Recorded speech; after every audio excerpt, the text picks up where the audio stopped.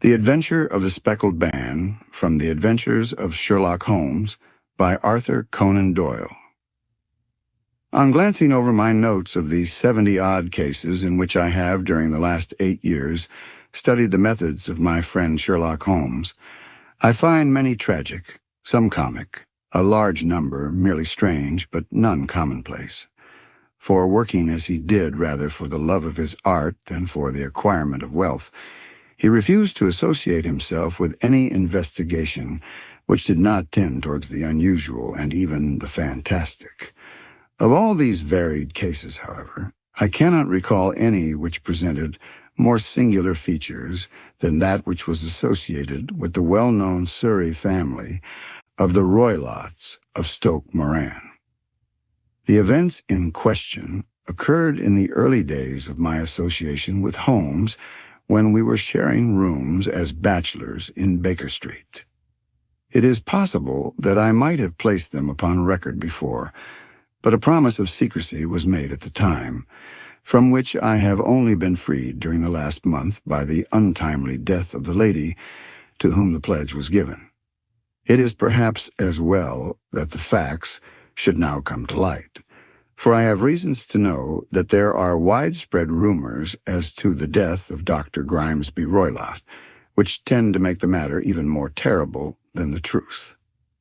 It was early in April in the year '83 that I woke one morning to find Sherlock Holmes standing, fully dressed by the side of my bed.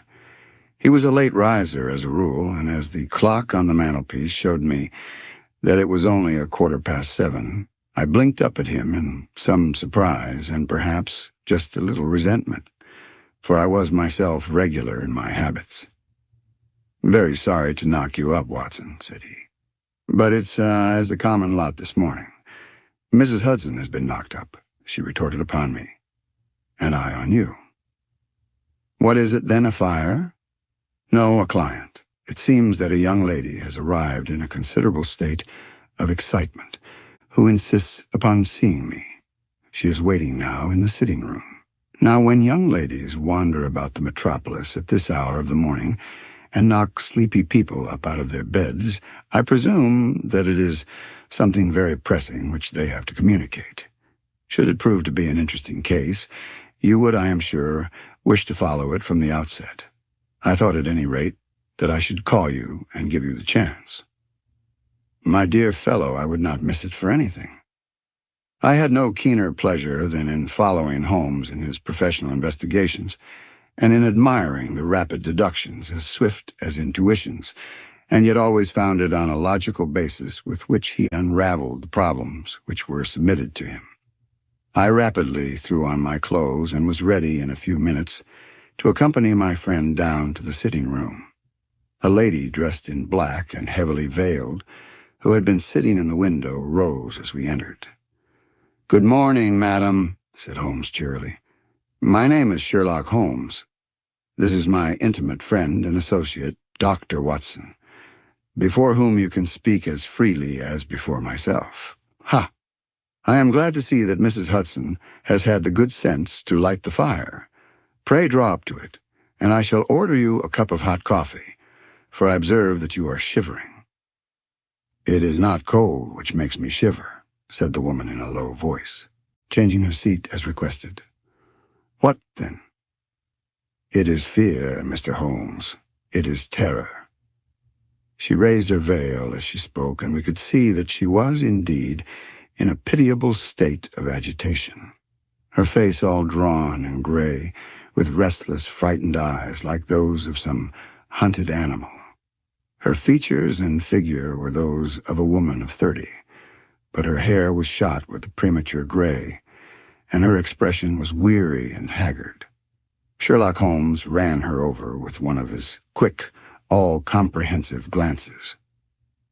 "You must not fear," said he soothingly, bending forward and patting her forearm. "We shall soon set matters right, I have no doubt. You have come in by train this morning, I see. You know me, then?" "No, but I observe the second half of a return ticket in the palm of your left glove. You must have started early, and yet you had a good drive in a dog-cart along heavy roads before you reached the station." The lady gave a violent start and stared in bewilderment at my companion. "There is no mystery, my dear madam," said he, smiling.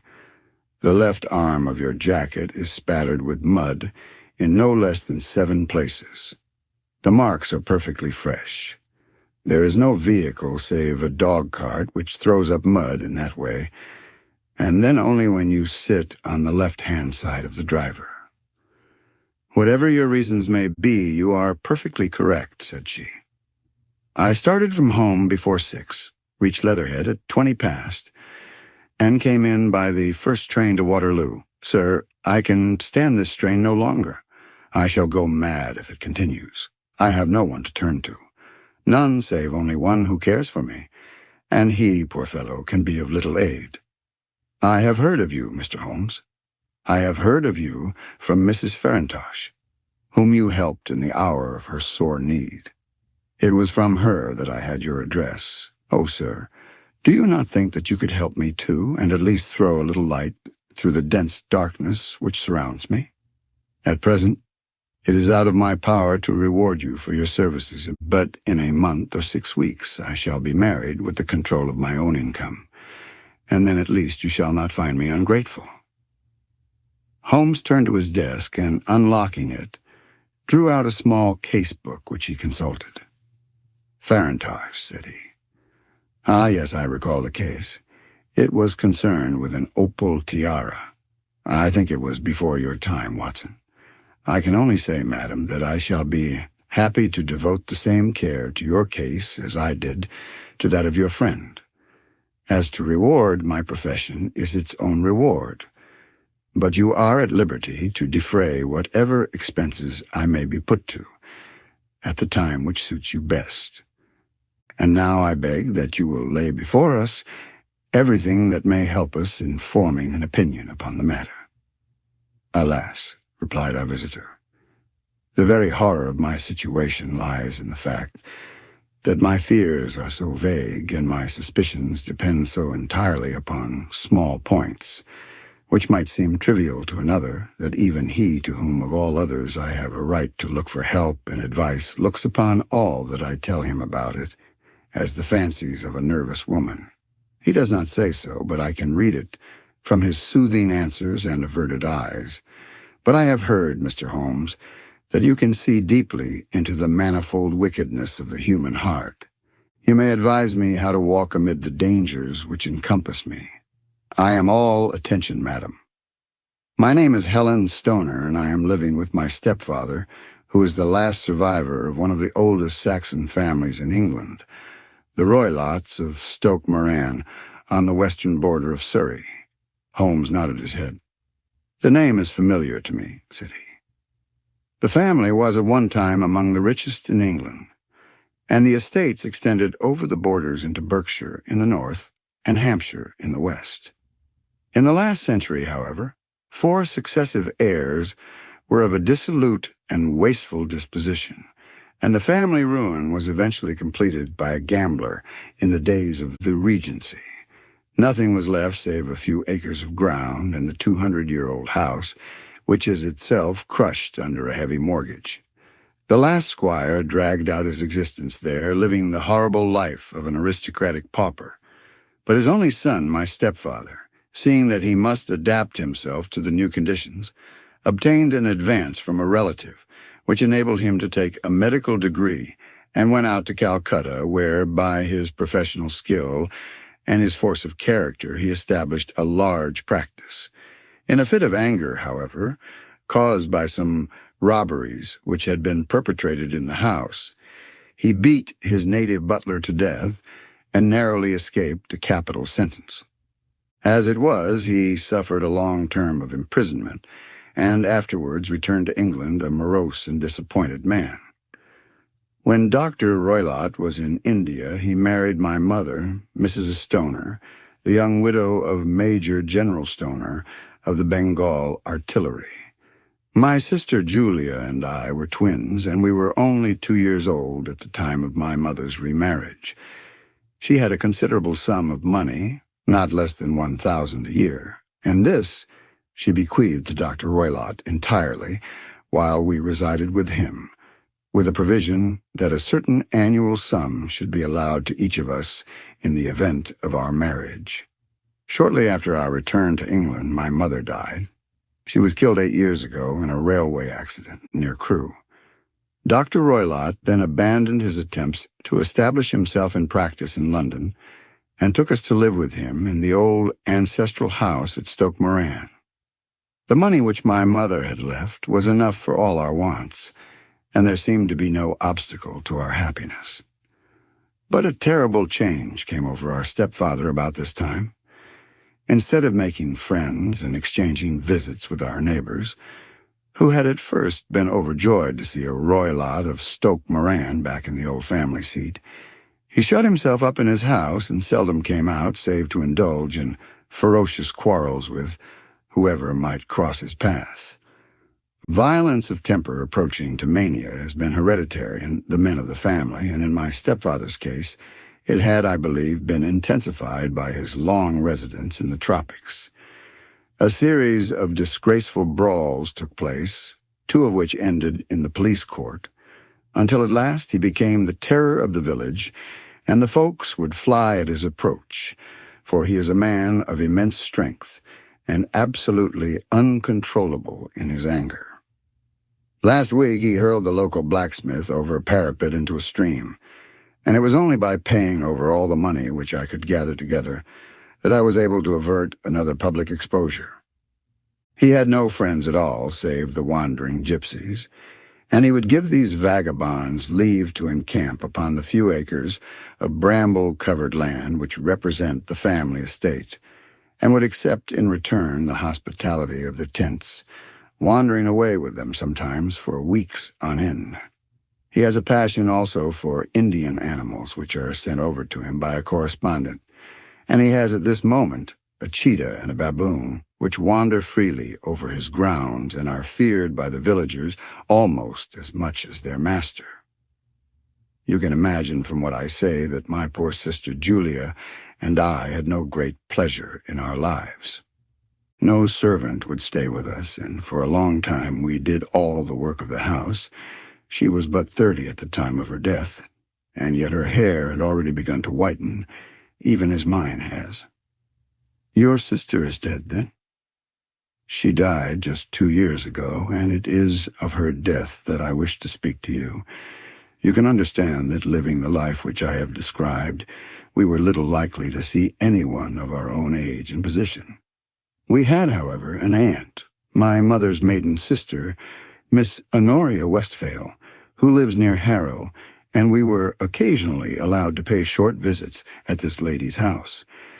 Julia went there at Christmas 2 years ago and met there a half-pay major of Marines, to whom she became engaged. My stepfather learned of the engagement when my sister returned and offered no objection to the marriage, but within a fortnight of the day which had been fixed for the wedding, the terrible event occurred which has deprived me of my only companion.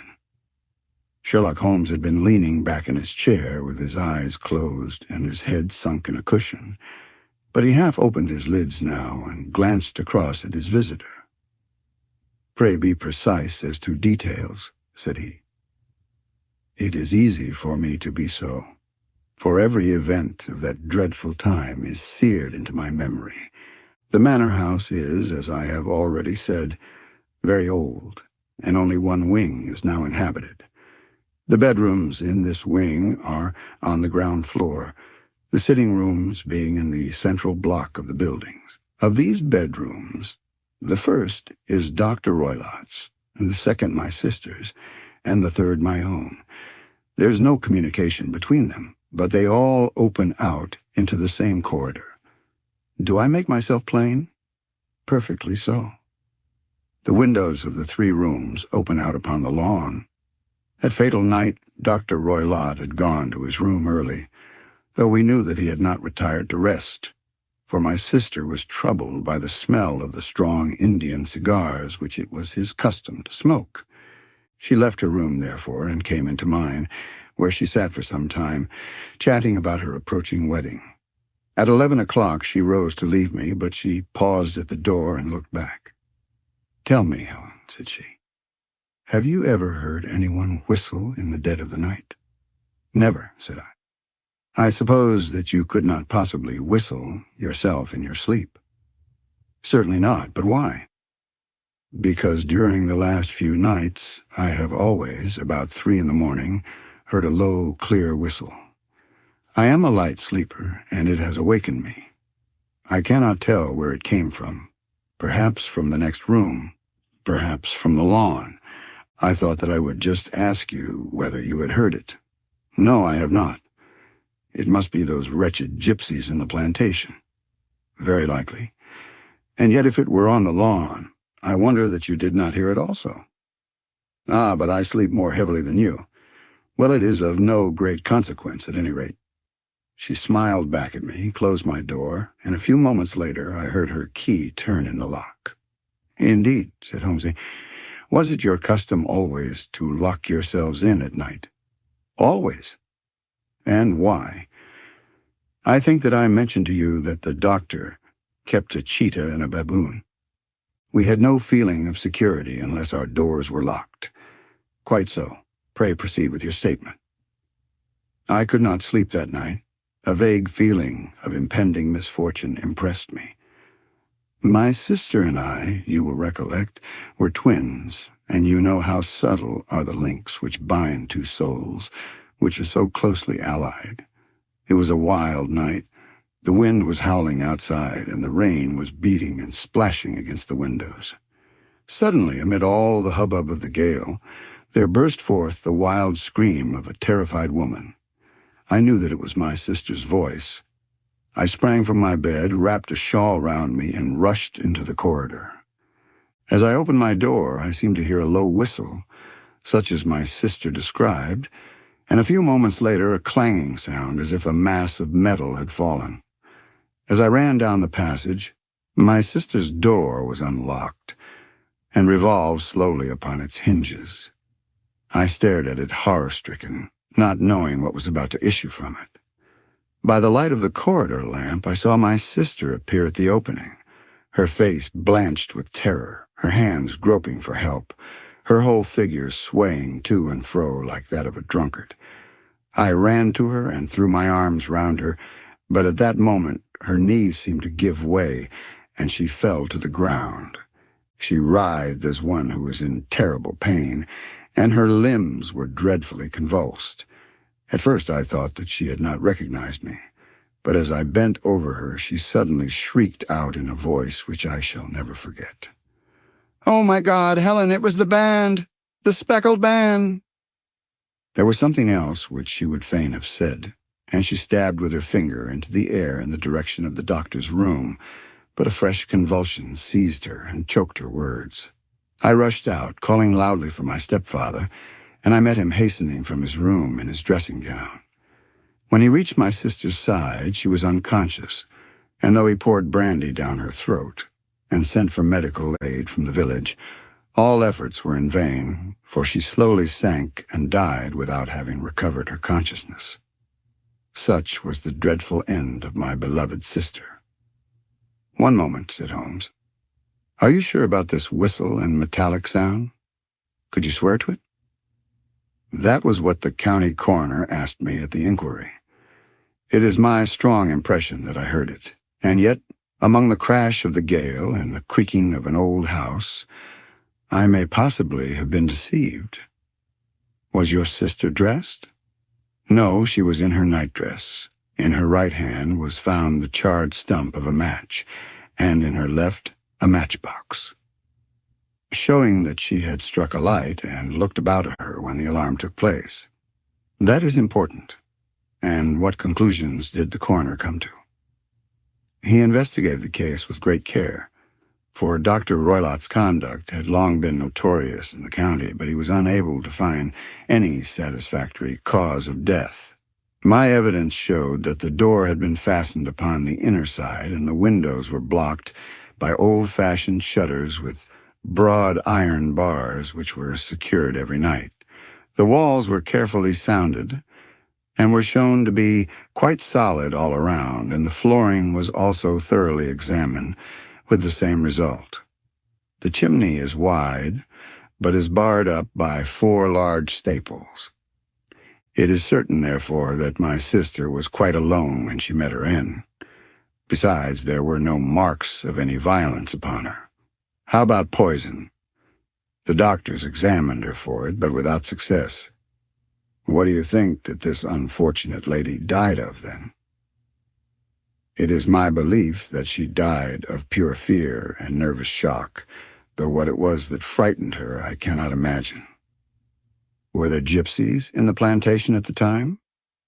Yes, there are nearly always some there. And what did you gather from this allusion to a band, a speckled band? Sometimes I have thought that it was merely the wild talk of delirium, sometimes that it may have referred to some band of people, perhaps to these very gypsies in the plantation. I do not know whether the spotted handkerchiefs, which so many of them wear over their heads, might have suggested the strange adjective which she used. Holmes shook his head like a man who is far from being satisfied. "These are very deep waters," said he. "Pray go on with your narrative." 2 years have passed since then, and my life has been until lately lonelier than ever. A month ago, however, a dear friend whom I have known for many years has done me the honor to ask my hand in marriage. His name is Armitage, Percy Armitage, the second son of Mr. Armitage of Crane Water, near Reading. My stepfather has offered no opposition to the match, and we are to be married in the course of the spring. 2 days ago, some repairs were started in the west wing of the building, and my bedroom wall has been pierced, so that I have had to move into the chamber in which my sister died, and to sleep in the very bed in which she slept. Imagine, then, my thrill of terror when last night, as I lay awake, thinking over her terrible fate, I suddenly heard in the silence of the night the low whistle which had been the herald of her own death. I sprang up and lit the lamp, but nothing was to be seen in the room. I was too shaken to go to bed again, however, so I dressed, and as soon as it was daylight, I slipped down, got a dog cart at the Crown Inn, which is opposite, and drove to Leatherhead, from whence I have come on this morning, with the one object of seeing you and asking your advice." "You have done wisely," said my friend. "But have you told me all?" "Yes, all." "Miss Roylott, you have not. You are screening your stepfather." "Why, what do you mean?" For answer, Holmes pushed back the frill of black lace which fringed the hand that lay upon our visitor's knee. 5 little livid spots, the marks of 4 fingers and a thumb, were printed upon the white wrist. "You have been cruelly used," said Holmes. The lady colored deeply and covered over her injured wrist. "He is a hard man," she said, "and perhaps he hardly knows his own strength." There was a long silence, during which Holmes leaned his chin upon his hands and stared into the crackling fire. "This is a very deep business," he said at last. "There are 1,000 details which I should desire to know before I decide upon our course of action. Yet we have not a moment to lose. If we were to come to Stoke Moran today, would it be possible for us to see over these rooms without the knowledge of your stepfather? As it happens, he spoke of coming into town today upon some most important business. It is probable that he will be away all day, and that there would be nothing to disturb you. We have a housekeeper now, but she is old and foolish, and I could easily get her out of the way." "Excellent. You are not averse to this trip, Watson?" "By no means." "Then we shall both come. What are you going to do yourself?" "I have 1 or 2 things which I would wish to do now that I am in town, but I shall return by the 12 o'clock train, so as to be there in time for your coming. And you may expect us early in the afternoon. I have myself some small business matters to attend to. Will you not wait and breakfast?" "No, I must go. My heart is lightened already since I have confided my trouble to you. I shall look forward to seeing you again this afternoon." She dropped her thick black veil over her face and glided from the room. "And what do you think of it all, Watson?" asked Sherlock Holmes, leaning back in his chair. "It seems to me to be a most dark and sinister business. Dark enough and sinister enough. Yet, if the lady is correct in saying that the flooring and walls are sound, and that the door, window, and chimney are impassable, then her sister must have been undoubtedly alone when she had met her mysterious end. What becomes, then, of these nocturnal whistles, and what of the very peculiar words of the dying woman? I cannot think. When you combine the ideas of whistles at night, the presence of a band of gypsies who are on intimate terms with this old doctor, the fact that we have every reason to believe that the doctor has an interest in preventing his stepdaughter's marriage, the dying allusion to a band, and finally, the fact that Miss Helen Stoner heard a metallic clang, which might have been caused by one of those metal bars that secured the shutters falling back into its place, I think that there is good ground to think that the mystery may be cleared along those lines. But what, then, did the gypsies do? I cannot imagine. I see many objections to any such theory. And so do I. It is precisely for that reason that we are going to Stoke Moran this day. I want to see whether the objections are fatal, or if they may be explained away. But what in the name of the devil? The ejaculation had been drawn from my companion by the fact that our door had been suddenly dashed open, and that a huge man had framed himself in the aperture. His costume was a peculiar mixture of the professional and of the agricultural, having a black top hat, a long frock coat, and a pair of high gaiters, with a hunting crop swinging in his hand. So tall was he that his hat actually brushed the crossbar of the doorway, and his breadth seemed to span it across from side to side.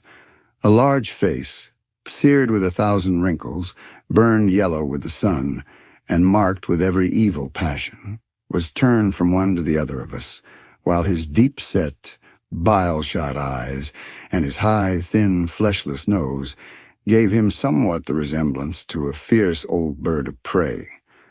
"Which of you is Holmes?" asked this apparition. "My name, sir, but you have the advantage of me," said my companion quietly. "I am Dr. Grimesby Roylott of Stoke Moran." "Indeed, doctor," said Holmes blandly. "Pray take a seat." "I will do nothing of the kind. My stepdaughter has been here. I have traced her. What has she been saying to you?" "It is a little cold for the time of the year," said Holmes. "What has she been saying to you?" screamed the old man furiously. "But I have heard that the crocuses promise well," continued my companion imperturbably. "Ha! You put me off, do you?" said our new visitor, taking a step forward and shaking his hunting crop. "I know you, you scoundrel. I have heard of you before. You are Holmes, the meddler." My friend smiled. "Holmes, the busybody." His smile broadened. "Holmes, the Scotland Yard jack-in-office?" Holmes chuckled heartily. "Your conversation is most entertaining," said he, "when you go out close the door, for there is a decided draught. I will go when I have had my say. Don't you dare to meddle with my affairs. I know that Miss Stoner has been here. I traced her. I am a dangerous man to fall foul of. See here." He stepped swiftly forward, seized the poker, and bent it into a curve with his huge brown hands. "See that you keep yourself out of my grip," he snarled, and hurling the twisted poker into the fireplace, he strode out of the room. "He seems a very amiable person," said Holmes, laughing. "I am not quite so bulky, but if he had remained, I might have shown him that my grip was not much more feeble than his own." As he spoke, he picked up the steel poker and, with a sudden effort, straightened it out again. "Fancy his having the insolence to confound me with the official detective force. This incident gives zest to our investigation, however, and I only trust that our little friend will not suffer from her imprudence in allowing this brute to trace her. And now, Watson, we shall order breakfast, and afterwards I shall walk down to Doctors' Commons, where I hope to get some data which may help us in this matter." It was nearly 1 o'clock when Sherlock Holmes returned from his excursion. He held in his hand a sheet of blue paper, scrawled over with notes and figures. "I have seen the will of the deceased wife," said he. "To determine its exact meaning, I have been obliged to work out the present prices of the investments with which it is concerned. The total income, which at the time of the wife's death was little short of 1,100, is now, through the fall in agricultural prices, not more than 750. Each daughter can claim an income of 250 in case of marriage. It is evident, therefore, that if both girls had married, this beauty would have had a mere pittance, while even one of them would cripple him to a very serious extent. My morning's work has not been wasted, since it has proved that he has the very strongest motives for standing in the way of anything of the sort. And now, Watson, this is too serious for dawdling, especially as the old man is aware that we are interesting ourselves in his affairs. So if you're ready, we shall call a cab and drive to Waterloo. I should be very much obliged if you would slip your revolver into your pocket. And Ely's number 2 is an excellent argument with a gentleman who can twist steel pokers into knots. That and a toothbrush are, I think, all that we need." At Waterloo, we were fortunate in catching a train for Leatherhead, where we hired a trap at the station inn and drove for 4 or 5 miles through the lovely Surrey lanes. It was a perfect day, with a bright sun and a few fleecy clouds in the heavens. The trees and wayside hedges were just throwing out their first green shoots, and the air was full of the pleasant smell of the moist earth. To me, at least, there was a strange contrast between the sweet promise of the spring and this sinister quest upon which we were engaged. My companion sat in the front of the trap, his arms folded, his hat pulled down over his eyes, and his chin sunk upon his breast, buried in the deepest thought. Suddenly, however, he started, tapped me on the shoulder, and pointed over the meadows. "Look there," said he. A heavily timbered park stretched up in a gentle slope, thickening into a grove at the highest point. From amid the branches there jutted out the gray gables and a high roof tree of a very old mansion. "Stoke Moran?" said he.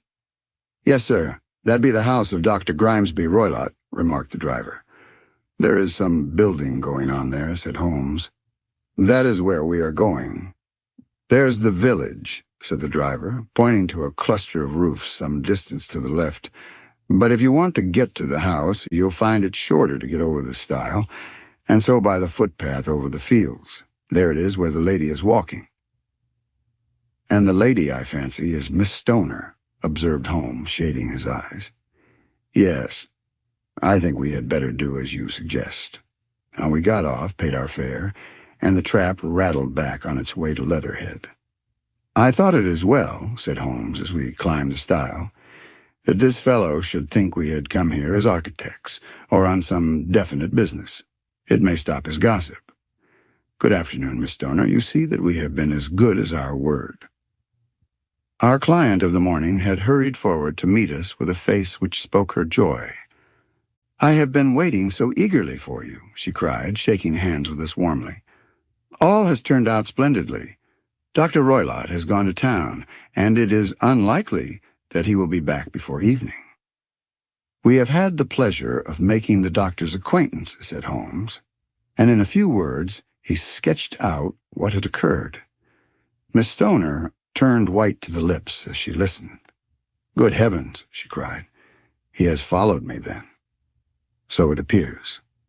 He is so cunning that I never know when I am safe from him. What will he say when he returns? He must guard himself, for he may find that there is someone more cunning than himself upon his track. You must lock yourself up from him tonight. If he is violent, we shall take you away to your aunt's at Harrow. Now we must make the best use of our time, so kindly take us at once to the rooms which we are to examine." The building was of gray, lichen-blotched stone with a high central portion and two curving wings like the claws of a crab thrown out on each side. In one of these wings, the windows were broken and blocked with wooden boards, while the roof was partly caved in, a picture of ruin. The central portion was in little better repair, but the right-hand block was comparatively modern, and the blinds in the windows, with the blue smoke curling up from the chimneys, showed that this was where the family resided. Some scaffolding had been erected against the end wall, and the stonework had been broken into, but there were no signs of any workmen at the moment of our visit. Holmes walked slowly up and down the ill-trimmed lawn and examined with deep attention the outsides of the windows. "This, I take it, belongs to the room in which you used to sleep, the center one to your sister's, and the one next to the main building to Dr. Roylott's chamber." "Exactly so, but I am now sleeping in the middle one." "Pending the alterations, as I understand. By the way, there does not seem to be any very pressing need for repairs at that end wall." "There were none. I believe that it was an excuse to move me from my room." "Ah, that is suggestive. Now, on the other side of this narrow wing runs the corridor from which these three rooms open. There are windows in it, of course." "Yes, but very small ones, too narrow for anyone to pass through." "As you both locked your doors at night, your rooms were unapproachable from that side. Now, would you have the kindness to go into your room and bar your shutters?" Miss Stoner did so, and Holmes, after a careful examination through the open window, endeavored in every way to force the shutter open, but without success. There was no slit through which a knife could be passed to raise the bar. Then with his lens he tested the hinges, but they were of solid iron, built firmly into the massive masonry. "Hum," said he, scratching his chin in some perplexity. "My theory certainly presents some difficulties. No one could pass these shutters if they were bolted. Well, we shall see if the inside throws any light upon the matter." A small side door led into the whitewashed corridor from which the three bedrooms opened. Holmes refused to examine the third chamber, so we passed at once to the second, that in which Miss Stoner was now sleeping, and in which her sister had met with her fate. It was a homely little room, with a low ceiling and a gaping fireplace, after the fashion of old country houses. A brown chest of drawers stood in one corner, a narrow white counterpaned bed in another, and a dressing table on the left-hand side of the window. These articles, with two small wickerwork chairs, made up all the furniture in the room, save for a square of Wilton carpet in the center. The boards around and the paneling of the walls were of brown, worm-eaten oak, so old and discolored that it may have dated from the original building of the house. Holmes drew one of the chairs into a corner and sat silent, while his eyes traveled round and up and down, taking in every detail of the apartment.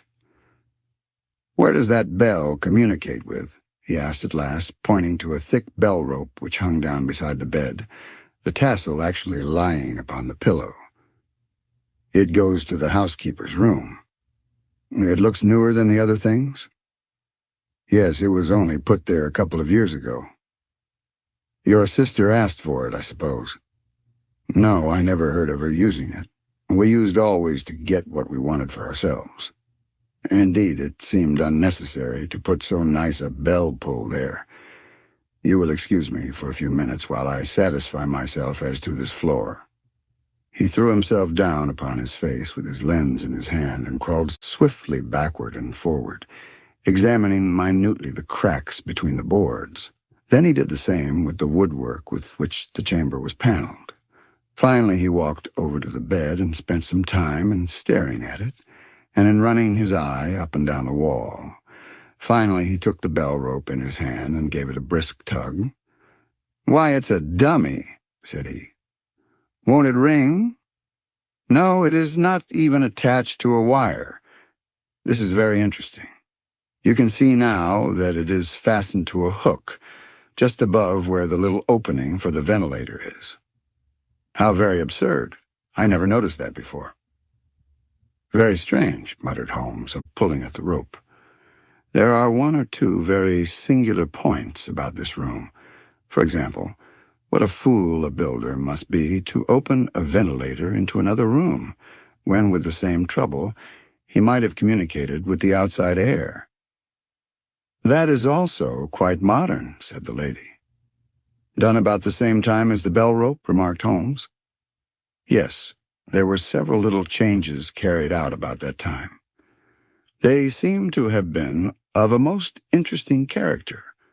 Dummy bell ropes and ventilators which do not ventilate. With your permission, Miss Stoner, we shall now carry our researches into the inner apartment. Dr. Grimesby Roylott's chamber was larger than that of his stepdaughter, but was as plainly furnished. A camp bed, a small wooden shelf full of books, mostly of a technical character, an armchair beside the bed, a plain wooden chair against the wall, a round table, and a large iron safe were the principal things which met the eye. Holmes walked slowly round and examined each and all of them with the keenest interest. "What's in here?" he asked, tapping the safe.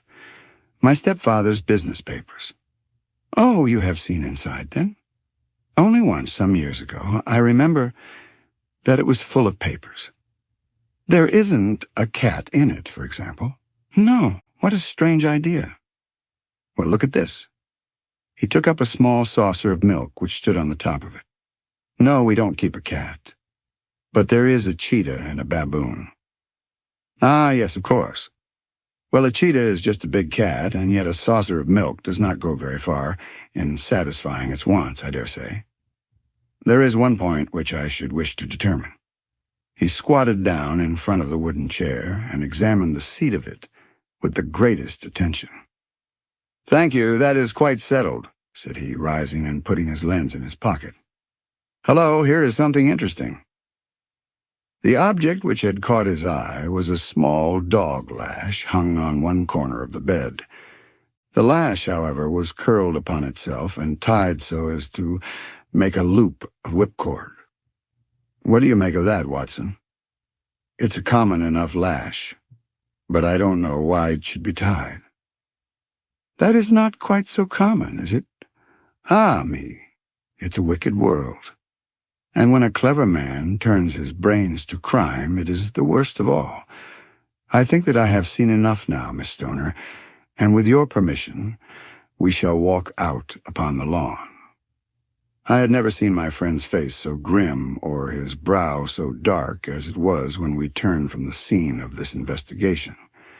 We had walked several times up and down the lawn, neither Miss Stoner nor myself liking to break in upon his thoughts before he roused himself from his reverie. "It is very essential, Miss Stoner," said he, "that you should absolutely follow my advice in every respect." "I shall most certainly do so." "Oh, yes, I did. You remember in her statement she said that her sister could smell Dr. Roylott's cigar. Now, of course, that suggested at once that there must be a communication between the two rooms. It could only be a small one, or it would have been remarked upon at the coroner's inquiry. I deduced a ventilator. But what harm can there be in that? Well, there is at least a curious coincidence of dates. A ventilator is made, a cord is hung, and a lady who sleeps in the bed dies. Does not that strike you? I cannot as yet see any connection. Did you observe anything very peculiar about that bed? No. It was clamped to the floor. Did you ever see a bed fastened like that before? I cannot say that I have. The lady could not move her bed. It must always be in the same relative position to the ventilator and to the rope, or so we may call it, since it was clearly never meant for a bell pull. "Holmes," I cried, "I seem to see dimly what you are hinting at. We are only just in time to prevent some subtle and horrible crime." "Subtle enough and horrible enough. When a doctor does go wrong, he is the first of criminals. He has nerve and he has knowledge, Palmer and Pritchard were among the heads of their profession. This man strikes even deeper, but I think, Watson, that we shall be able to strike deeper still. But we shall have horrors enough before the night is over. For goodness sake, let us have a quiet pipe and turn our minds for a few hours to something more cheerful. About 9 o'clock, the light among the trees was extinguished, and all was dark in the direction of the manor house. 2 hours passed slowly away, and then suddenly, just at the stroke of 11, a single bright light shone out right in front of us. "That is our signal," said Holmes, springing to his feet. "It comes from the middle window." As we passed out, he exchanged a few words with the landlord, explaining that we were going on a late visit to an acquaintance, and that it was possible that we might spend the night there. A moment later, we were out on the dark road, a chill wind blowing in our faces, and one yellow light twinkling in front of us through the gloom to guide us on our somber errand. There was little difficulty in entering the grounds, for unrepaired breaches gaped in the old park wall. Making our way among the trees, we reached the lawn, crossed it, and were about to enter through the window when out from a clump of laurel bushes there darted what seemed to be a hideous and distorted child, who threw itself upon the grass with writhing limbs and then ran swiftly across the lawn into the darkness. "My God," I whispered. "Did you see it?" Holmes was for the moment as startled as I. His hand closed like a vice upon my wrist in his agitation. Then he broke into a low laugh and put his lips to my ear. "It is a nice household," he murmured. "That is the baboon." I had forgotten the strange pets which the doctor affected. There was a cheetah, too. Perhaps we might find it upon our shoulders at any moment. I confess that I felt easier in my mind when, after following Holmes' example and slipping off my shoes, I found myself inside the bedroom. My companion noiselessly closed the shutters, moved the lamp onto the table, and cast his eyes around the room. All was as we had seen it in the daytime. Then, creeping up to me and making a trumpet of his hand, he whispered into my ear again, so gently that it was all that I could do to distinguish the words. The least sound would be fatal to our plans. I nodded to show that I had heard. We must sit without light. He would see it through the ventilator. I nodded again. "Do not go asleep. Your very life may depend upon it. Have your pistol ready in case we should need it. I will sit on the side of the bed, and you in that chair." I took out my revolver and laid it on the corner of the table. Holmes had brought up a long, thin cane, and this he placed upon the bed beside him. By it he laid the box of matches and the stump of a candle. Then he turned down the lamp, and we were left in darkness. How shall I ever forget that dreadful vigil? I could not hear a sound, not even the drawing of a breath, and yet I knew that my companion sat open-eyed within a few feet of me, in the same state of nervous tension in which I was myself. The shutters cut off the least ray of light, and we waited in absolute darkness. From outside came the occasional cry of a night bird, and once at our very window a long-drawn, cat-like whine, which told us that the cheetah was indeed at liberty. Far away we could hear the deep tones of the parish clock, which boomed out every quarter of an hour. How long they seemed, those quarters! 12 struck, and 1 and 2 and 3, and still we sat waiting silently for whatever might befall. Suddenly there was the momentary gleam of a light up in the direction of the ventilator, which vanished immediately, but was succeeded by a strong smell of burning oil and heated metal. Someone in the next room had lit a dark lantern. I heard a gentle sound of movement, and then all was silent once more, though the smell grew stronger. For half an hour I sat with straining ears. Then suddenly another sound became audible, a very gentle, soothing sound like that of a small jet of steam escaping continually from a kettle. The instant that we heard it, Holmes sprang from the bed, struck a match, and lashed furiously with his cane at the bell pull. "You see it, Watson?" he yelled. "You see it?" But I saw nothing. At the moment when Holmes struck the light, I heard a low, clear whistle. But the sudden glare flashing into my weary eyes made it impossible for me to tell what it was at which my friend lashed so savagely. I could, however, see that his face was deadly pale and filled with horror and loathing. He had ceased to strike and was gazing up at the ventilator when suddenly there broke from the silence of the night the most horrible cry to which I have ever listened. It swelled up louder and louder, a hoarse yell of pain and fear and anger all mingled in the one dreadful shriek. They say that away down in the village and even in the distant parsonage, that cry raised the sleepers from their beds. It struck cold to our hearts, and I stood gazing at Holmes and he at me until the last echoes of it had died away into the silence from which it rose. "What can it mean?" I gasped. "It means that it is all over," Holmes answered. "And perhaps, after all, it is for the best. Take your pistol, and we will enter Dr. Roylott's room." With a grave face, he lit the lamp and led the way down the corridor. Twice he struck at the chamber door without any reply from within. Then he turned the handle and entered, I at his heels, with the cocked pistol in my hand. It was a singular sight which met our eyes.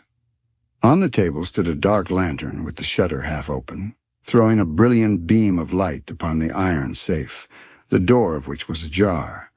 Beside this table, on the wooden chair, sat Dr. Grimesby Roylott, clad in a long gray dressing gown, his bare ankles protruding beneath, and his feet thrust into red, heelless Turkish slippers. Across his lap lay the short stock with the long lash which we had noticed during the day. His chin was cocked upward, and his eyes were fixed in a dreadful, rigid stare at the corner of the ceiling. Round his brow he had a peculiar yellow band with brownish speckles which seemed to be bound tightly round his head. As we entered, he made neither sound nor motion. "The band! The Speckled Band!" whispered Holmes. I took a step forward. In an instant his strange headgear began to move, and there reared itself from among his hair the squat, diamond-shaped head and puffed neck of a loathsome serpent. "It is a swamp adder," cried Holmes, "the deadliest snake in India. He has died within 10 seconds of being bitten. Violence does, in truth, recoil upon the violent, and the schemer falls into the pit which he digs for another. Let us thrust this creature back into its den, and we can then remove Miss Stoner to some place of shelter and let the county police know what has happened." As he spoke, he drew the dog whip swiftly from the dead man's lap, and throwing the noose round the reptile's neck, he drew it from its horrid perch and, carrying it at arm's length, threw it into the iron safe, which he closed upon it. Such are the true facts of the death of Dr. Grimesby Roylott of Stoke Moran. It is not necessary that I should prolong a narrative which has already run to too great a length by telling how we broke the sad news to the terrified girl, how we conveyed her by the morning train to the care of her good aunt at Harrow, of how the slow process of official inquiry came to the conclusion that the doctor met his fate while indiscreetly playing with a dangerous pet. The little which I had yet to learn of the case was told me by Sherlock Holmes as we traveled back next day. "I had," said he, "come to an entirely erroneous conclusion, which shows, my dear Watson, how dangerous it always is to reason from insufficient data. The presence of the gypsies, and the use of the word band, which was used by the poor girl, no doubt, to explain the appearance which she had caught a hurried glimpse of by the light of her match, were sufficient to put me upon an entirely wrong scent.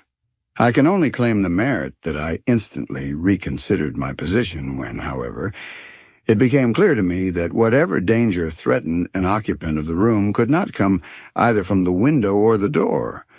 My attention was speedily drawn, as I have already remarked to you, to this ventilator and to the bell rope which hung down to the bed.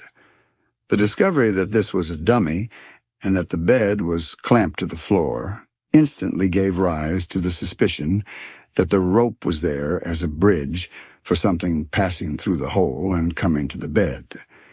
The idea of a snake instantly occurred to me, and when I coupled it with my knowledge that the doctor was furnished with a supply of creatures from India, I felt that I was probably on the right track. The idea of using a form of poison which could not possibly be discovered by any chemical test was just such a one as would occur to a clever and ruthless man who had had an Eastern training. The rapidity with which such a poison would take effect would also, from his point of view, be an advantage.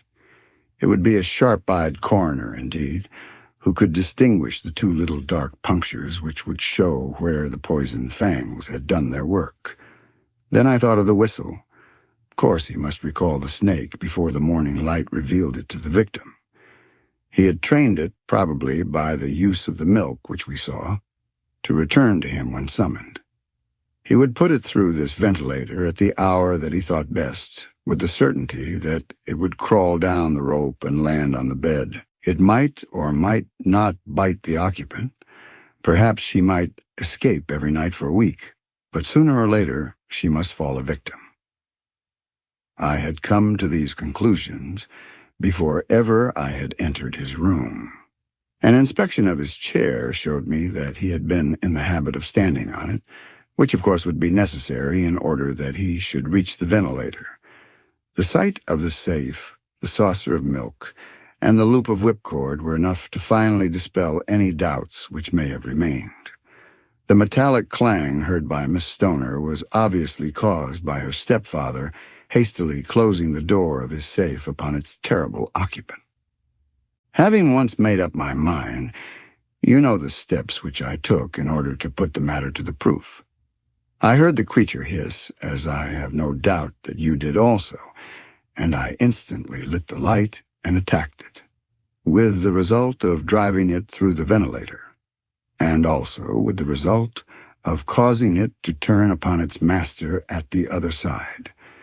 Some of the blows of my cane came home and roused its snakish temper, so that it flew upon the first person it saw. In this way I am no doubt indirectly responsible for Dr. Grimesby Roylott's death, and I cannot say that it is likely to weigh very heavily upon my conscience. The end of the story. Check out other audiobook playlists in the channel. Thank you.